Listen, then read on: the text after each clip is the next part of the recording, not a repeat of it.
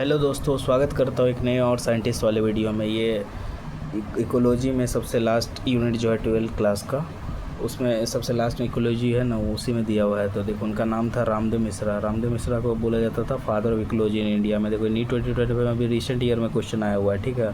तो ये सब ध्यान रखो। बॉर्न ऑन उनका जन्म हुआ था 26 अगस्त 1908 को। रामदेव मिश्रा ऑब्टेन किए थे PhD इकोलॉजी में, ठीक है, 1937 में। अंडर किसके द्वारा?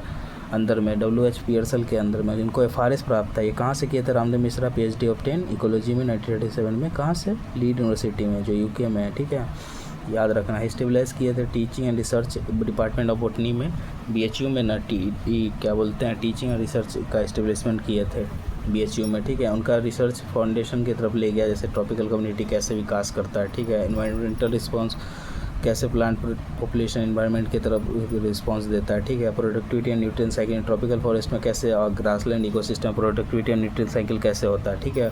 मिश्रा फॉर्मुलेट किए थे first post graduate course ecology in India में, ठीक है, जिसमें ना 50 स्कॉलर उनके अंदर PhD ऑब्टेन किए थे, ठीक है, उनके अंदर में, ठीक है।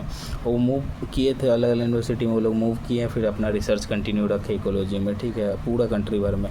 उनको मिला था रामदेव मिश्रा को fellowship of Indian national sciences academy में, ठीक है, और world academy of art science में उनको मिला था फेलोशिप, ठीक है। और उनको प्रेस्टिजियस संधि गांधी अवार्ड में मिला था इन्वायरमेंट एंड इकोलॉजी में, ठीक है।